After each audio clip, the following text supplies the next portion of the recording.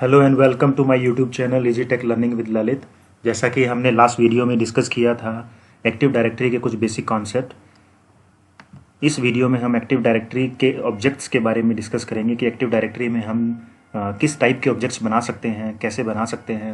मैं आपको लैब के थ्रू दिखाऊंगा कि एक्टिव डायरेक्टरी के अंदर जो हम ऑब्जेक्ट हम बनाएंगे वो कैसे बनाएंगे। कुछ common types of active directory के जो ऑब्जेक्ट हैं जो एक्टिव डायरेक्टरी के अंदर वो क्या क्या हैं वो मैं इस वीडियो में आपके साथ डिस्कस करूँगा। मेरी आपसे रिक्वेस्ट है कि आपको अगर कहीं भी वीडियो के अंदर अगर आपको कहीं भी डाउट हो तो आप मुझे कमेंट करिए, मुझे बताइए। और अगर आपको ये वीडियो पसंद आए तो आप सब्सक्राइब करना ना भूलें ताकि आपको नेक्स्ट वीडियो के लिए आपको नोटिफिकेशन मिल जाए। तो एक्टिव डायरेक्टरी की वीडियो के अंदर मैं आपको एक्टिव डायरेक्टरी के ऑब्जेक्ट्स के बारे में, जैसा हमने लास्ट वीडियो में डिस्कस किया था, एक्टिव डायरेक्टरी के जो ऑब्जेक्ट्स होते हैं हम कह सकते हैं कि it's a collection of attributes. Collection of attributes means collection of properties भी हम एट्रीब्यूट को बोल सकते हैं। एट्रीब्यूट्स है प्रॉपर्टी जिसकी value at the time of user creation, at the time of any kind of object creation हम वो वैल्यू असाइन करते हैं, राइट। सो एक्टिव डायरेक्टरी के अंदर जितने भी टाइप के ऑब्जेक्ट होते हैं, everything in active directory is being treated as an object. So active directory के अंदर यूजर ऑब्जेक्ट हो सकते हैं, कंप्यूटर ऑब्जेक्ट हो सकते हैं, ग्रुप्स ऑब्जेक्ट हो सकते हैं, प्रिंटर के ऑब्जेक्ट हो सकते हैं। So any type of object we can have in active directory, right. So जैसा कि आप डायग्राम से देख पा रहे हैं, एक्टिव डायरेक्टरी के अंदर जो हम ऑब्जेक्ट हैं उनको हम एक हायरार्की स्ट्रक्चर की फॉर्म के अंदर, एक ट्री की फॉर्म के अंदर ऑर्गेनाइज करते हैं ताकि उनकी जो ऑर्गेनाइजेशन है, ताकि उनको मैनेज करना बहुत ईजी हो जाए। जैसा कि आप देख पा रहे हैं, मेरे पास एक रूट डोमेन है, उसके अंदर मेरे पास एक कंटेनर है डिपार्टमेंट, मेरे पास दूसरी साइड में एक कंटेनर है सेल्स नाम से। डिपार्टमेंट कंटेनर के अंदर मेरा सब कंटेनर है फाइनेंस नाम से। सेल्स के अंदर मेरे पास कंटेनर है pre sales and post sales.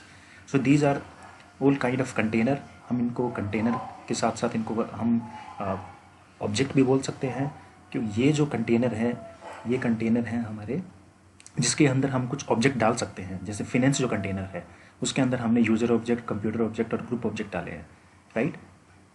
Department के अंदर भी हमने कुछ यूजर और कंप्यूटर ऑब्जेक्ट और ग्रुप ऑब्जेक्ट डाले हैं। ऐसे ही हमने प्री सेल्स के अंदर यूजर ऑब्जेक्ट, कंप्यूटर ऑब्जेक्ट और ग्रुप ऑब्जेक्ट डाले हैं। So any number of object हम इन अलग अलग कंटेनर के अंदर डाल सकते हैं। ये एक हायरार्की की फॉर्म के अंदर हम डेटा को स्टोर करते हैं, हम ऑर्गेनाइज करते हैं एक्टिव डायरेक्टरी के अंदर ताकि इनको मैनेज करना बहुत इजी हो जाए, राइट। तो next moving on to active directory के जो ऑब्जेक्ट्स हैं उसमें कुछ कॉमन टाइप के ऑब्जेक्ट हैं जो मैं इस वीडियो में आपके डिस्कस करूंगा। सबसे पहला ऑब्जेक्ट है यूज़र अकाउंट ऑब्जेक्ट। जैसे कि आपको नाम से पता चल रहा है यूज़र अकाउंट ऑब्जेक्ट, ये जो ऑब्जेक्ट है ये किसी पर्सन का ऑब्जेक्ट है या किसी पर्सन का यूज़र अकाउंट बोल सकते हैं। जैसे मेरे पास एक माइकल नाम का एक यूज़र है, अगर मैं उसका अकाउंट अपने एक्टिव डायरेक्टरी के अंदर या उसका ऑब्जेक्ट मैं एक्टिव डायरेक्टरी के अंदर बनाना चाहता हूँ तो मेरे पास माइकल से रिलेटेड इन्फॉर्मेशन होनी चाहिए, राइट। माइकल का डिस्क्रिप्शन क्या है, माइकल जो है की डेजिग्नेशन क्या है, माइकल के लिए यूज़र लॉगिन नेम क्या यूज़ करना है, माइकल का डिस्क्रिप्शन क्या होगा, राइट। सो दीज माइकल का फर्स्ट नेम क्या है, माइकल का लास्ट नेम क्या है। जब मेरे पास ये सारी इन्फॉर्मेशन हो जाएगी तो इन सारी इन्फॉर्मेशन के थ्रू मैं एक यूज़र अकाउंट ऑब्जेक्ट जो है वो एक्टिव डायरेक्टरी के अंदर क्रिएट कर सकता हूँ। तो मैं आपको एक लैब के थ्रू बताता हूँ कि यूज़र जो ऑब्जेक्ट एक्टिव डायरेक्टरी के अंदर हम क्रिएट कैसे करते हैं। सो ये एक एक्टिव डायरेक्टरी का सर्वर है। ऑब्जेक्ट क्रिएशन के अंदर मैं एक ऑब्जेक्ट क्रिएट करता हूँ यूज़र नाम से। मैंने यहाँ पे ऑब्जेक्ट का फर्स्ट नेम दिया टेस्ट यूज़र। तो आप यहाँ पे देख सकते हैं मेरे पास नेक्स्ट ऑप्शन है, राइट। तो यहाँ पे first name, last name, full name, user login name जो भी आपको दिखाई दे रहे हैं सब एट्रीब्यूट है। माइक्रोसॉफ्ट ने एक्टिव डायरेक्टरी स्कीमा के अंदर कुछ एट्रीब्यूट्स और कुछ इनबिल्ट क्लासेस पहले से बना रखी हैं। जब भी हम जिस भी प्रकार का या जिस भी टाइप का हम ऑब्जेक्ट क्रिएट करते हैं तो माइक्रोसॉफ्ट के अंदर जो माइक्रोसॉफ्ट ने क्लासेस बनाई हैं इनबिल्ट, वो क्लासेस इंटरनली कॉल होती हैं और उस क्लास से जो एट्रीब्यूट बिलोंग करता है या उस क्लास के अंदर जो एट्रीब्यूट डिफाइन है वो एट्रीब्यूट की वैल्यू हमें at the time of object creation देनी होती है, राइट। सो मैं यहाँ पे एक यूज़र टाइप का ऑब्जेक्ट बना रहा हूँ, आप देख पा रहे हैं। और यहाँ पे मैंने फर्स्ट नेम, लास्ट नेम मेरा एम्प्टी मैंने दिया है, यहाँ पे फुल नेम और यूज़र लॉगिन नेम दिया। तो मेरे पास नेक्स्ट ऑप्शन आ गया, राइट।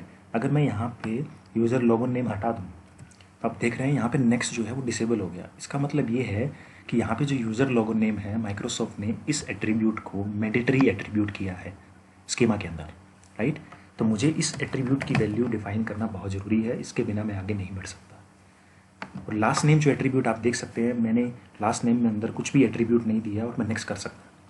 तो ये जो लास्ट नेम का एट्रीब्यूट है ये ऑप्शनल एट्रीब्यूट है, तो इसकी वैल्यू मैं ऑब्जेक्ट क्रिएट करने के बाद भी दे सकता हूँ, अभी भी दे सकता हूँ, और नहीं भी देना चाहूँ तो नहीं दे सकता हूँ, क्योंकि ये ऑप्शनल एट्रीब्यूट है, ये रिकमेंडेड, ये मैंडेटरी एट्रीब्यूट नहीं है माइक्रोसॉफ्ट की तरफ से, राइट। तो मैं नेक्स्ट करता हूँ। मैंने यहाँ पे इस यूज़र का पासवर्ड दिया,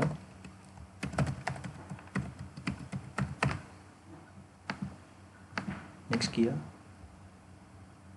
और आप देख सकते हैं मैंने जो इन्फॉर्मेशन दिया था इस यूज़र अकाउंट को, और ये जो ऑब्जेक्ट है वो एक यूज़र टाइप का ऑब्जेक्ट है, तो इसने इंटरनली जो क्लास कॉल किया उस क्लास का नाम है क्लास यूज़र, राइट।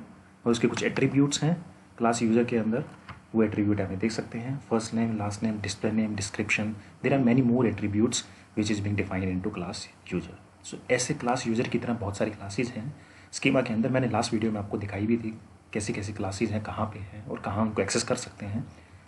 तो it is all based on कि हम किस टाइप का यूज़र क्रिएट कर रहे हैं, जिस टाइप का यूज़र हम क्रिएट करेंगे उस टाइप की क्लास जो है वो इंटरनली कॉल होगी। अब ऑब्जेक्ट क्रिएट हो गया, इस ऑब्जेक्ट को मैं आपको दिखाता हूँ कि डोमेन में जब ये ऑब्जेक्ट मैंने एक्टिव डायरेक्टरी डेटाबेस पे क्रिएट कर दिया, तो इसका मतलब ये जो ऑब्जेक्ट है, इस ऑब्जेक्ट के थ्रू मैं विद इन अ डोमेन, अगर मेरे पास नेटवर्क कनेक्टिविटी अवेलेबल है तो मैं डोमेन के किसी भी डेस्कटॉप के ऊपर, सर्वर के ऊपर अगर मेरे पास परमिशन है तो मैं उस डेस्कटॉप के अंदर लॉगिन कर सकता हूँ। और लॉगिन मैं इसलिए कर सकता हूँ, ये जो ऑब्जेक्ट है मेरा एक्टिव डायरेक्टरी डेटाबेस के अंदर है, राइट। ये ऑब्जेक्ट मेरा किसी डेस्कटॉप के अंदर लोकल अकाउंट की तरह क्रिएटेड नहीं है, लोकल अकाउंट की तरह क्रिएटेड नहीं है। ये जो ऑब्जेक्ट है मेरे सेंट्रली एक्टिव डायरेक्टरी के डेटाबेस के अंदर है। तब मैं इस यूज़र के थ्रू नेटवर्क में कनेक्टिविटी के साथ में किसी भी डेस्कटॉप के अंदर अगर वो डोमेन का पार्ट है तो मैं लॉगिन कर सकता हूँ, राइट। तो मैं आपको एक डेस्कटॉप के अंदर लॉगिन करके दिखाता हूँ जो मेरे टेस्ट1 डोमेन का नाम है। आप देख सकते हैं मेरे डोमेन का नाम यहाँ पे टेस्ट1 है, राइट। टेस्ट1 मेरे डोमेन का नाम है। यहाँ पे ये मेरा जो ये डेस्कटॉप है जिसमें मैं लॉगिन कर रहा हूँ उस यूज़र अकाउंट से जो मैंने अभी क्रिएट किया है, वो मेरे टेस्ट1 डोमेन का मेंबर है। तो मैं उस यूज़र अकाउंट से लॉगिन करता हूँ जो मैंने अभी आपके सामने बनाया है। आप देख सकते हैं मैं उस यूज़र से इस डेस्कटॉप के अंदर लॉगिन कर पाया, क्योंकि वो जो मेरा यूज़र अकाउंट है वो मेरे सेंट्रल एक्टिव डायरेक्टरी डेटाबेस के अंदर है, और मेरा जो वो यूज़र अकाउंट जो है वो मेरा एक्टिव डायरेक्टरी का जो सर्वर है उसको वो मैनेज कर रहा है, और मेरा जो ये डेस्कटॉप है वो डोमेन का पार्ट है, इसीलिए मैं इसके अंदर लॉगिन कर पाया। एक एग्जांपल के थ्रू समझाता हूँ। सपोज़ एक कंपनी है, उसके अंदर अगर मैं अगर उस कंपनी के अंदर जाता हूँ, BPO, suppose we can say BPO company है, अगर मैं उस बीपीओ कंपनी में जाता हूँ तो ऐसा ज़रूरी नहीं है कि एवरी टाइम या एवरी डे जब मैं कंपनी के अंदर जाऊँ तो मुझे वो सेम डेस्कटॉप मिले, राइट। हो सकता है कि पहले दिन मुझे कोई और डेस्कटॉप मिले, सेकंड डे जब मैं ऑफिस जाऊँ तो मुझे कोई और डेस्कटॉप पे काम करने को मिले। सो हर एक डेस्कटॉप के ऊपर लोकल अकाउंट बनाने की बजाय अगर मैं एक्टिव डायरेक्टरी का डेटाबेस और उस यूज़र को मैं सेंट्रली मैनेज करूँ तो मुझे किसी भी डेस्कटॉप के ऊपर अकाउंट बनाने की ज़रूरत नहीं है। जब भी मैं नेटवर्क के थ्रू लॉगिन करूँगा, जैसे मैं यूज़र नेम और पासवर्ड एंटर करूँगा डेस्कटॉप के ऊपर अपनी आईडी के साथ, अगर वो डेस्कटॉप मेरा डोमेन का पार्ट है तो वो जो ऑथेंटिकेशन है वो एक्टिव डायरेक्टरी सर्वर के थ्रू ऑथेंटिकेशन, राइट। तो उस यूज़र अकाउंट से मैं किसी भी डोमेन लेवल के डेस्कटॉप पे जो डेस्कटॉप मेरा डोमेन का पार्ट है उसके अंदर लॉगिन कर सकता हूँ, तो मुझे लोकल अकाउंट बनाने की ज़रूरत नहीं है। तो आप देख सकते हैं ये डेस्कटॉप जो है मेरा लॉगिन हो रहा है, और जो मेरा यूज़र अकाउंट था वो एक्टिव डायरेक्टरी डेटाबेस के अंदर, right. So moving on to the next object, group object. Group object जैसे आपको नाम से पता चल रहा है, कलेक्शंस ऑफ ऑब्जेक्ट। अगर हम इस ग्रुप का मेंबर बना दें, so it's a collection of user accounts, computer accounts. अगर वो इस ग्रुप में ऐड कर दें तो in spite of assigning one by one two every user one by one permission, हम क्या कर सकते हैं, बहुत सारे यूज़र को इस ग्रुप का मेंबर बना सकते हैं और उस ग्रुप को हम परमिशन असाइन कर सकते हैं। तो जितने भी यूज़र उस ग्रुप के मेंबर होंगे सबको वो परमिशन असाइन हो जाएगी। तो मैं आपको एक एग्जांपल के थ्रू बताता हूँ कि हम ये कैसे कर सकते हैं। तो मैं सबसे पहले आपको बताता हूँ कि ग्रुप कैसे क्रिएट करते हैं। तो मैंने राइट क्लिक किया, मैंने ग्रुप पे गया, मैंने यहाँ पे ग्रुप क्रिएट किया, टेस्ट ग्रुप के नाम से मैंने यहाँ पे ग्रुप क्रिएट कर दिया, और इस ग्रुप का मेंबर मैं जो अभी मैंने यूज़र बनाया है उसी यूज़र को मैं इस ग्रुप का मेंबर बना देता हूँ। मैंने बना दिया। तो अभी मैं एक शेयर फोल्डर मैंने यहाँ पे बना रखा है, और ये जो शेयर फोल्डर है ये मेरा, मैं इसको शेयर कर देता हूँ।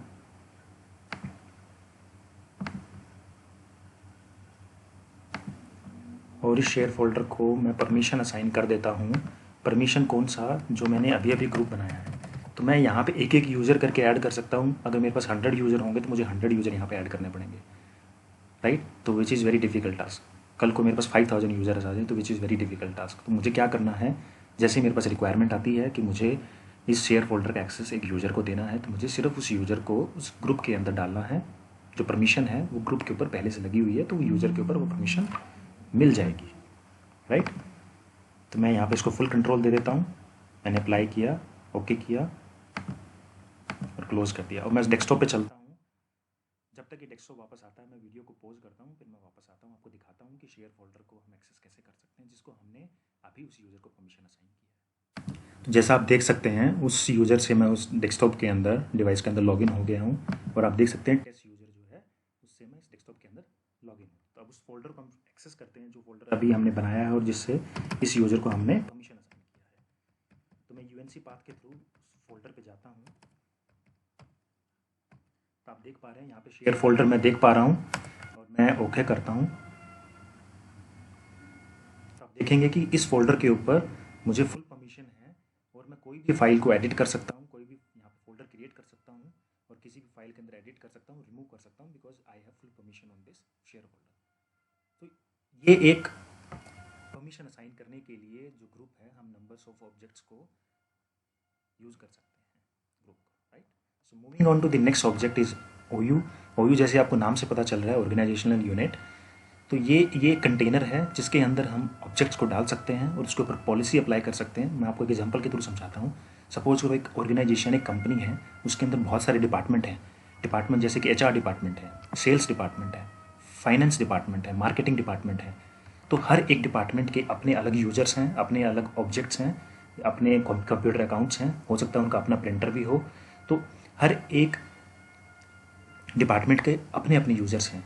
तो या तो मैं उन सब सारे के सारे डिपार्टमेंट को एक ही तरह की पॉलिसी लगा दूं, और किसी एक बंदे को मैं सारी परमिशन असाइन कर दूं, तो वो सारे के सारे डिपार्टमेंट को संभालेगा। बट रिक्वायरमेंट कभी ऐसी होती है कि मुझे हर एक डिपार्टमेंट के ऊपर मुझे अलग पॉलिसी चाहिए, अलग सेटिंग्स चाहिए, और मैं चाहता हूँ कि डिपार्टमेंट जो मेरा फाइनेंस डिपार्टमेंट है उसका एडमिनिस्ट्रेटर जो है उसको मैनेज करने वाला वो अलग हो।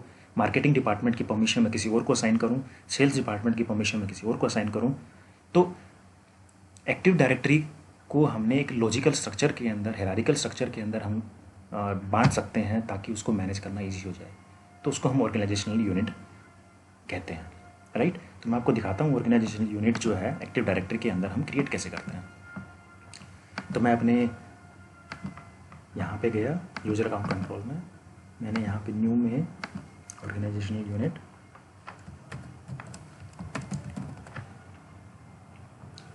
राइट। तो इसके अंदर मैं अपने डिपार्टमेंट के अकॉर्डिंग अपना एडी का स्ट्रक्चर बना सकता हूँ, और उसके अंदर मैं ऑब्जेक्ट को स्टोर कर सकता हूँ। सपोज डिपार्टमेंट के अंदर मेरे पास कौन से डिपार्टमेंट हैं। सेल्स डिपार्टमेंट है,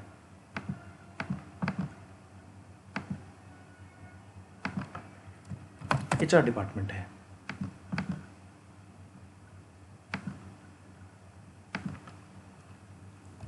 फाइनेंस डिपार्टमेंट है। तो ऐसे मेरे पास मैं अपने एक्टिव डायरेक्टरी के डेटाबेस को ऑर्गेनाइज कर सकता हूँ, और हर डिपार्टमेंट के अंदर जहाँ जहाँ मुझे जिस तरह की सेटिंग्स चाहिए या पॉलिसी चाहिए, मैं हर डिपार्टमेंट के ऊपर अलग तरीके से लगा सकता हूँ, और हर डिपार्टमेंट को मैं अलग एडमिनिस्ट्रेटर को परमिशन असाइन कर सकता हूँ मैनेज करने के लिए।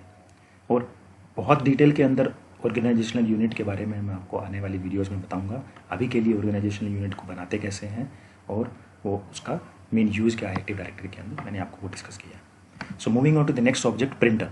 प्रिंटर जैसे आपको नाम से पता चल रहा है, अगर हमारे एक्टिव डायरेक्टरी इन्वायरमेंट के अंदर अगर कोई प्रिंटर सर्वर है, तो तो उस प्रिंटर सर्वर का जो ऑब्जेक्ट होगा, if it is a part of active directory, उस प्रिंटर सर्वर का जो ऑब्जेक्ट होगा हमारे एक्टिव डायरेक्टरी सर्वर के अंदर, डेटाबेस के अंदर होगा।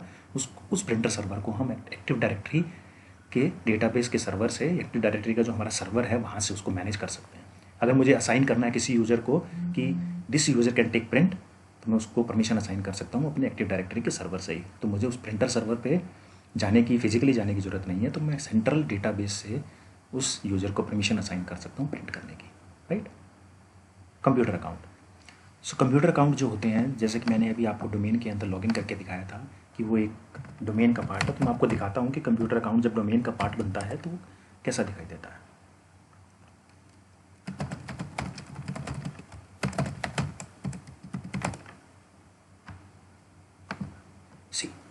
मेरे कंप्यूटर का नाम है ललित है, और मेरा जो डोमेन, जिस डोमेन का पार्ट है, ये मेरा जो डेस्कटॉप, ये है test1.test.local, राइट। और आपको मैंने दिखाया था यही मेरा डोमेन है, राइट। तो मेरा जो डेस्कटॉप है ललित नाम से, ये मेरा test1.test.local डोमेन का पार्ट है।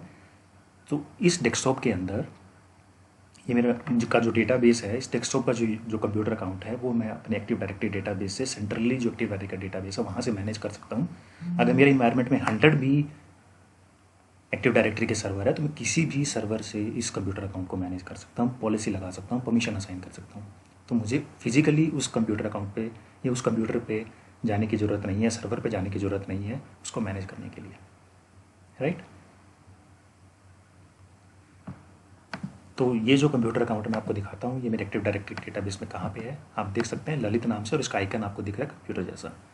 तो it means it's a computer account, और इसका टाइप भी आप देख सकते हैं, इसका टाइप है कंप्यूटर टाइप, राइट। सो ये मेरा कंप्यूटर अकाउंट है, और इस कंप्यूटर अकाउंट के अपनी कुछ प्रॉपर्टीज़ होंगी। तो जब ये कंप्यूटर अकाउंट क्रिएट होगा तो इंटरनली जो माइक्रोसॉफ्ट ने क्लास प्री डिफाइंड जो क्लास है, इनबिल्ट जो क्लास है, क्लास कंप्यूटर नाम से, वो क्लास इंटरनली कॉल होगी, और जो इसके एट्रीब्यूट्स होंगे वो हमें डिफाइन करने हैं, या एट द टाइम ऑफ जब डेस्कटॉप हमारा डोमेन का पार्ट बनेगा तो वो एट्रीब्यूट्स हमें डिफाइन करने। जैसे कंप्यूटर का नाम ललित है, तो जब हमने इसको डोमेन में ऐड किया तो कंप्यूटर का नाम यहाँ पे ललित था, तो ये नाम उठ के यहाँ पे असाइन हो गया।